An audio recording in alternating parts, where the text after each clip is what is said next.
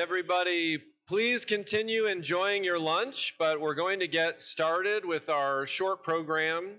So we're very delighted to have Wake Forest's own Jed McCosco here to speak to us for a little bit over lunch. So Jed McCosco is a professor of physics here at Wake, and he holds a BS from MIT and a PhD from UC Berkeley. And he was a postdoctoral researcher under Professor Carlos Bustamante and also Professor David Keller. And here he runs the McCosco-Holsworth Lab, which is currently focused on the mechanical properties of cancer. And he first collaborated with Dr. Holsworth in 2004 to explore how multiple motor proteins hold a single cargo in living cells. And I don't imagine that any of us here, except for Jed, know what that means. Yes, and so we're very excited to have him here. So please welcome Jed McCosco. So I wasn't joking about learning how molecular motors carry cargo inside living cells, because you actually will get to know a little bit about that right now. There is a video that I love showing, and this is why I closed the curtains, just so that we all can see this. I'm going to dim the lights too. And if there's music, that's great. If not, that's fine too. So I'm going to get this started here. And I'm going to point out just a few things. I'm going to use this microphone. This is a lot where white blood cells protect you from infection. You're seeing the connections between white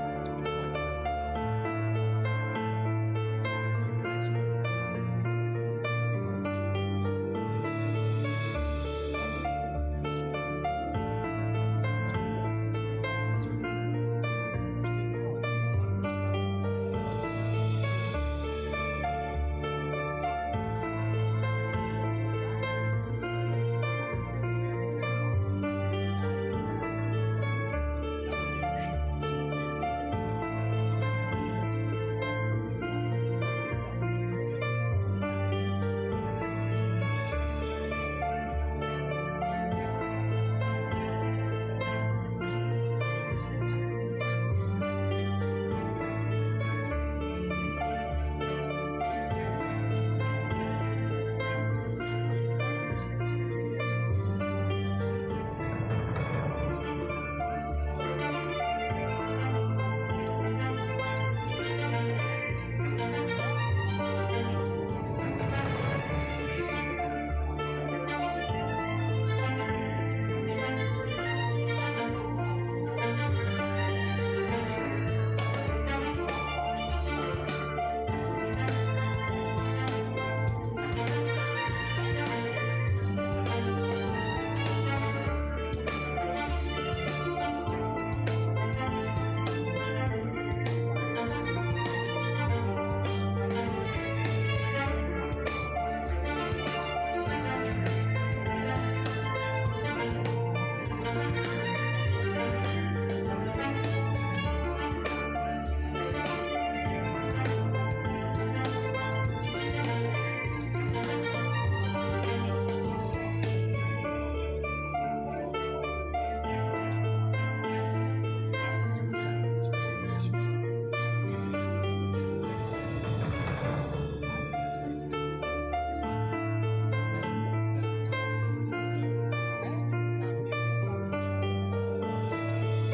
Those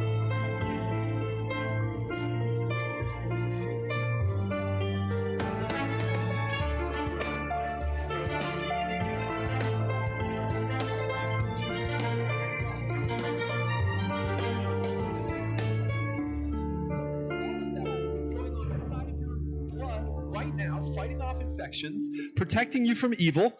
And I wanted to show that because, as Adam pointed out, up your Easter. Close that. Yeah, this is the problem with when you get something off of YouTube. You get Cheetos at the end. But that's kind of fun. So let's put the lights back up. Because now we're moving away from my research area, but back to the very beginnings of science. So that's what I want to talk to you about today. If you saw the title of my talk, which I will now go to, Science as a Religion and Hybridized with Other Religions, Its Impact on Human Flourishing. So, I don't know, is the abstract of my talk available, Adam, also?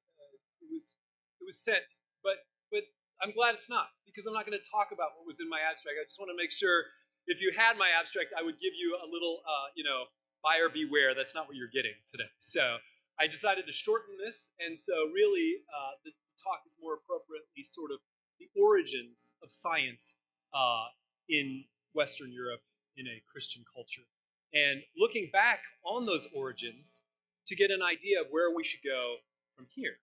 I was just sitting around the table, and you guys were all having wonderful conversations. I was having a wonderful conversation, and that's why I'm keeping this short, so that we can get back to our wonderful conversations. But I was just listening in on how a lot of intellectuals today would go out of their way to bash the Christian roots of anything, science or democracy or any kind of good things that have come out of the Christian culture in the West. And I don't really feel the need to do that today. I'm just going to let the data speak for itself, show some of the quotes of early scientists and what modern day historians, do we have any historians in the room? Okay, good. You guys can check my facts on this. I'm a molecular biophysicist, so I don't really know much about history, but this is what I have been reading on my own to try to get more sense of the physical sciences. And I think I might be one of the few people in the room registered for this conference that is a physical scientist.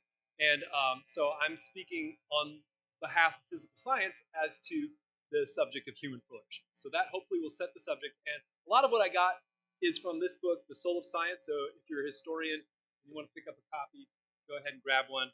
If you're not a historian, you can also grab one too. Okay, so let's move on. So I really do have to stand, I think, over here to see my own slides. The pre-Enlightenment roots of science. This all happened from the 1500s on. And historians would say it is indisputable that modern science emerged in the 17th century in Western Europe and nowhere else. Well, that could be a fluke. It could just be that was the right time for science. Or there could be reasons why that was a fertile area for science to grow and eventually lead to the science that we have today. That produces our cell phones, our computers, and helps us understand what goes on inside of our cells right now.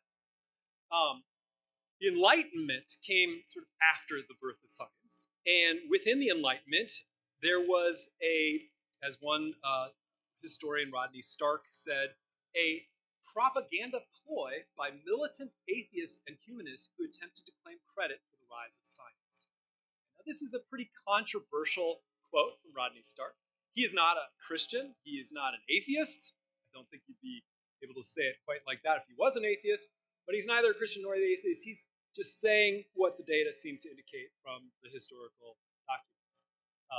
So that's what he says. And he went through and took the time in his book, To the Glory of God, to categorize the top 52 starters of science, people who are the founders of science. You can, I don't know if you can see it way in the back, but on the left side of each of these in green are people who are particularly devout in their religion, and it was Christianity at the time, because they went out of their way to write additional works about religion. Okay, so these are people, Blaise Pascal, you probably, Robert Hooke, Newton. Newton actually wrote more about religion than he did about physics. He has more writing on religion than physics. So that's why he categorizes them as devout. Conventional people in blue are people who bought into the whole religion that they were raised up in Christianity, went to church, did all these other things, but nothing in particular outside of the norm of writing. Maybe wrote a few things on religion, but not a lot. And then there were just two people that expressed some doubt about Christianity, called skeptics. And one of them was the guy who is named Halley's Comet, is named after Edmund Halley. Okay, so that's what we find in the historical record. I found that interesting. I found it, I actually sorted these out so they're in chronological order. So these guys are the early ones and the later ones. And there really isn't like a big batch of green and then a batch of blue and then the red at the end. It's kind of all mixed together. So I found that very interesting. It is the Christian world which finally gave birth in a clear, articulate fashion to the experimental method of science. And this is from Lauren Isley in a book called Darwin's Century. Again, I'm not cherry-picking Christian historians, and you guys can check me on this. These are just people that have looked at the historical record and tried to figure out how did science get started. I'm interested in science, and I feel like it has the potential to add to human flourishing, but I think it has been used as a bit of a club to bash other parts of life that also lead to human flourishing. We've heard some talks about how religion can lead to human flourishing. Well, not if science is bashing it down. And I think that it's interesting and instructive if we learn that the roots of science are actually very religious. And we'll get more of that as we go along. And this talk will be very short, but you have time for questions at the end if you have questions. Okay. The use of the word law in such context, the context of nature, would have been unintelligible in antiquity, so prior to the scientific revolution in China, India, Greece, in any ancient culture. Whereas the Hebraic and Christian belief in a deity who was at once the creator and the lawgiver rendered the use of the word law valid. So now you hear all the time about scientific laws. But really, prior to the Hebraic and Christian culture, it would have just been a non sequitur to talk about laws being applied to nature. Okay, why is that? Well, we'll get into that in just a second. Let me read a few more quotes. This is from Johannes Kepler, the one who discovered the elliptical orbits of planets. It made a lot more sense than assuming that they were just simple circles. God, who founded everything in the world according to the norm of quantity, by quantity he meant what we would call mathematics, also has endowed man with a mind which can comprehend those norms. Okay? Norms, you think of norms, you think of laws. God wanted us to perceive these norms, these laws, when he created us in his image in order that they take part in his own thoughts, that our thoughts may be taking part in his own thoughts. So this was the kind of cultural milieu in Europe at that time, the time of Kepler, the time of the founders of science. They just thought that there should be laws because they believed in a creator of nature who was a lawgiver. Does that make sense? Everybody follow me on that? Okay. All right. Now you can disagree, and many people do. I mean, for example, this guy, he and I were at Berkeley together. Melvin Calvin and I worked in his laboratory, had dinners together because we were in the same neighborhood. And he wrote this. He's not at all a Christian. Kind of a very anti-religious type of person. But when he looked at it, he says, as I tried to discern the origin of that conviction, I seem to find it in a basic notion enunciated by the ancient Hebrews, namely that the universe is governed by a single God. And it is not the product of the whims of many gods, each governing his own province according to his own laws. This monotheistic view seems to be the historical foundation for modern science. Now, Melvin Calvin was not a historian of science. He was a Nobel Prize winner in chemistry. Like me, he just wanted to know, what are the roots of this thing that we do with our life that becomes our passion? And this is what he concluded. I happen to be a Christian. He does not. And so I'm just saying that other people besides me see it this way. I'm trying to build a case that it's not just me that sees it this way. And the case is obviously much more laid out in this book by Nancy Piercy and Charlie Thaxton. All right, well, the milieu of other ancient cultures, as I said, did not really think about things as laws. This is in the Greek days. The universe is not the creation of a rational mind. Thus, there's no expectation of universal rational laws. Define science as not logical necessary knowledge. That's how the Greeks defined it. Knowledge of the eternal rational forms embodied in matter. So this is going back to Plato. That there were certain forms that had to be the way they were. And you could deduce everything from those forms. No need to go out and actually look at what those forms are because you already know ahead of time what they are. And that's kind of a science stopper.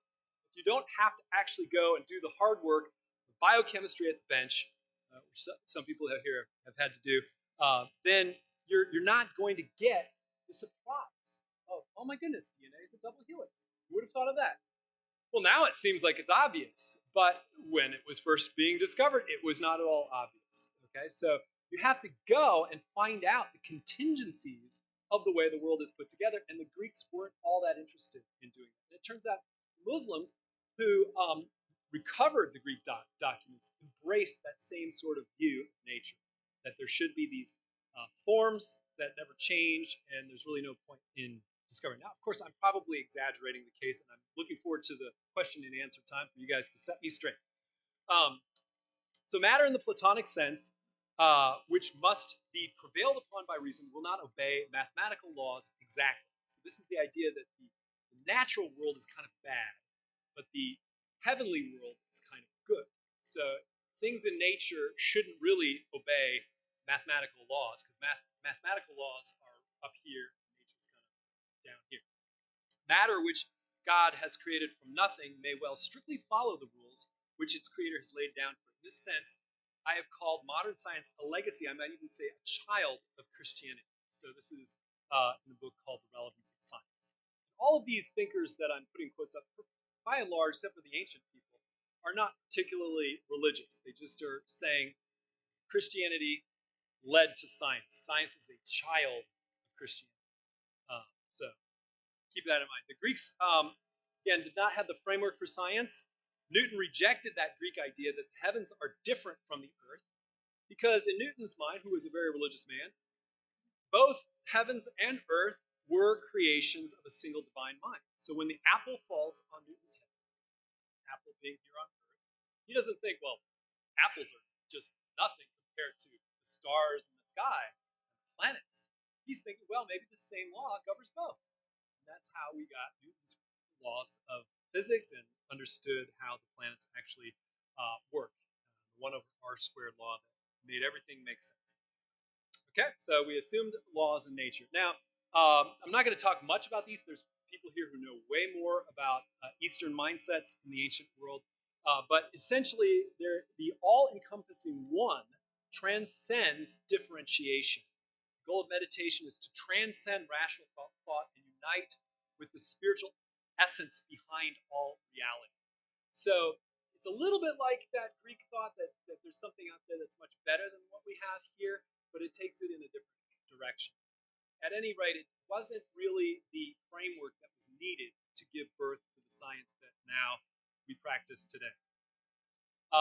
In Chinese thought, there was no confidence that the code of nature's laws could be read and unveiled and read, because there was no assurance that a divine being, even more rational than ourselves, had ever formulated such a code capable of being read. This is a guy named Joseph Needham. Some of these names may be familiar to the historians. Okay, now one thing that I found interesting is okay, you can say that Christianity gave birth to science. But how did it? We have this rational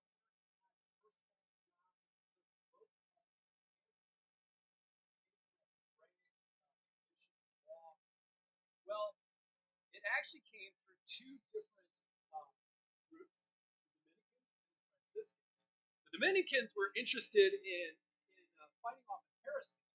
And again, the heresy of having goodness and fighting off heresy is that nature's not good, flesh is not good.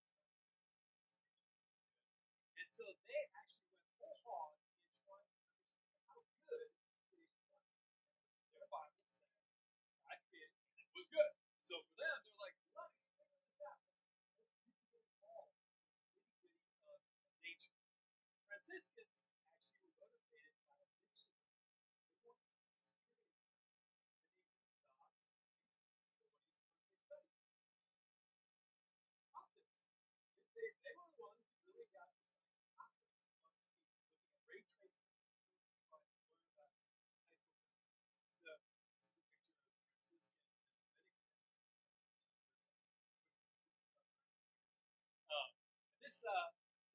This insight I picked up in a journal article by Nancy Piercy. I thought was very interesting.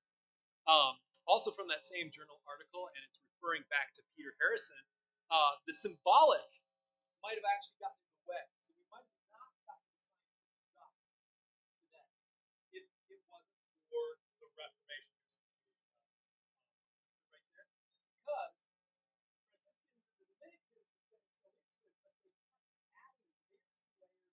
symbolism to what no. Let me illustrate this with how they interpreted a famous parable called the Good Samaritan. Sorry. The Good Samaritan, as you know, took care of the guy who got beaten up on the side of the road.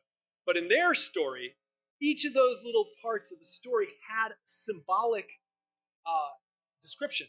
So, for example, the robbers that came and beat up this guy were, symbolizing Satan and his angels destroying Adam and Eve in the garden. And then the first guy that came by, and didn't help him, that was the law of Moses. The second guy that came by, that was, I'm laughing about it, but that was very serious for them. Each person, and then finally, the donkey that was carrying the guy who was destroyed, that was the Apostle Paul carrying us up. Every little piece had its own story to it. And then they did that for science too. They would discover a leaf that had 3 leaves. Well, that must be something about the Trinity, of course. And so, it was giving them a lot of motivation for studying science and getting down there and picking flowers and counting leaves and stuff. But it could have sidetracked them into just everything was too symbolic and nothing ever got down to the brass tacks. But thanks to Martin Luther and the Reformation and the sola scriptura, let's just look at what the scripture says. Let's not add the Apostle Paul as the donkey in the story. Let's just see what it says. That story is saying, be kind to your neighbor. That's all it's saying. Just let's get down to the brass tacks. They had sort of that same attitude towards the scientific studies that were being done. So that took it in a better direction. Does that make sense? That was something I actually just realized recently in reading this article from 2002. The end result was science and more science. I'll read through this quote again from Kepler. I give you thanks, Creator and God. See, I have now completed the work to which I was called. In it, I have used all the talents that you have lent to my spirit. This was the attitude of all those people that were listed in green, which is more than half of them, 30 of them, 30 out of 52. They just wanted to do something for the God that they served. They were super excited to do it. And that's what led to science and more science. And this last one I got in actually submitting my abstract. Somebody pointed this out to me. In addition to sort of the let's just do this for God, there was an aspect of actual hedonism that we're doing this because it's fun. I certainly do science because it's fun. It is a lot of fun to watch under my microscope, those little balls that you saw, those little bubbles that were being carried. I can actually see those moving in real time along a nerve fiber or up and down inside of a cell. It is literally just fun.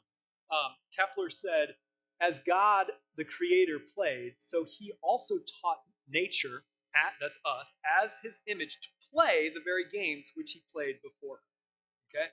I realize now I have 3 quotes from Kepler. I should have probably mixed it up and taken some from some of those guys, but they're just great quotes. I'll end with just a few slides here.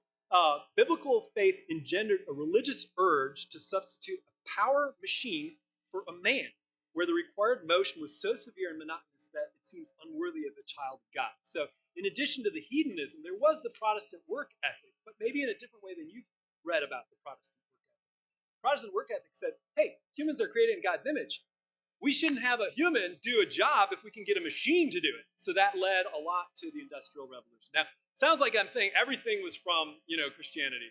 I'm not trying to say that. I'm just saying that when people take out the big club and start clubbing religion in the name of science, I think they've got it all backwards, because it was religion that gave birth to science, and it's good to remember that. So I'm going to end with a couple recommendations for maximizing flourishing, since this is the conference about flourishing. So the first recommendation is what I call a big tent approach. We should bring people from all different religious and atheistic traditions into our laboratories as a scientist. If I'm looking to hire a new person, I might just try to balance things out a little bit in the lab, because I feel like different presuppositions will help me get farther in my research. And if I was just completely mercenary in what I just want the Nobel Prize, which I never get, but if I did, I would try to get people with different backgrounds, because I think that's going to give the spark of creativity, people from different viewpoints. We should not take the club and bash all the religious people, leaving behind only the atheists, and invite them into our lab. We should invite everybody, big tent. admit that science is a religion. So my title was that science is a religion and it's hybridized to other religions. I didn't get into that much, but I think if you just think about the fervor with which people worship science, I think you can see that it is a religion. My hero growing up was Carl Sagan. How many watched Carl Sagan when you guys were growing up? Great program, The Cosmos.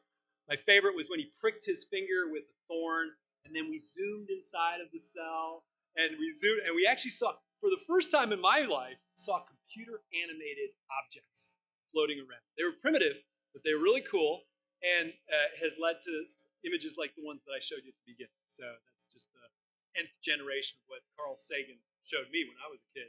But he was definitely religious. I mean, can you imagine somebody saying the universe, the cosmos is, all there was, and all there ever will be? You know, I mean, that's his religion. There's nothing else. You cannot say that Carl Sagan was not a religious person and that his religion wasn't science. Okay, it'd be very hard to argue that. If you want to, I encourage you to raise your hand and we can talk about it. I also encourage people to separate philosophy from science, because some people say that the only way to practice science is with an atheist bent, where you basically say there could be nothing supernatural in the world happening because that's the only way you can do science. That sounds actually kind of good, right? If my grad student came into me and said, my cells died, I said, oh, why? Well, an angel of death visited me at night. I'd be like, well, you know, there may be angels of deaths out there. That is a supernatural phenomenon that I'm not ruling out, but it's probably not what led to your cells dying. You probably just didn't cover them properly and use sterile technique. You know, I'm just thinking that's probably the most likely explanation. So it sounds good to say, let's separate religion and let's not allow any supernatural things into our science.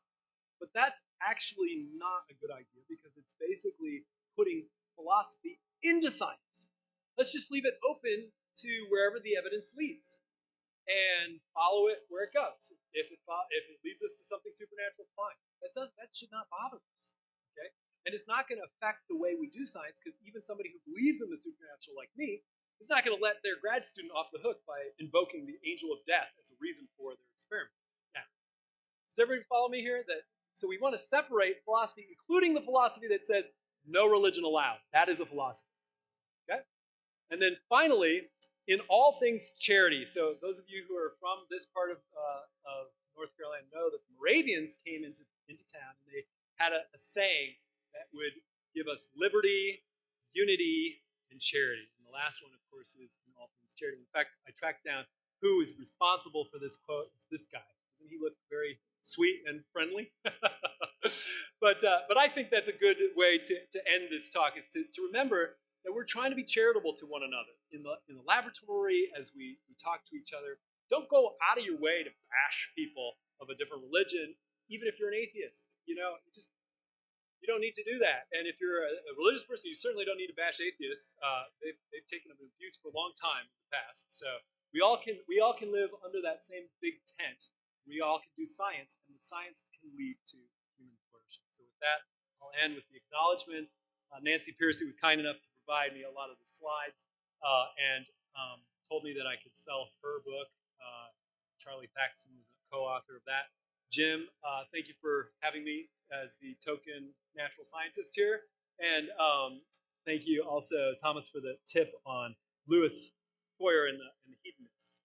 So thank you, Adam, for organizing all this. And thank you, especially, for listening during your lunch break. So I appreciate that, and now I'll open it up to questions.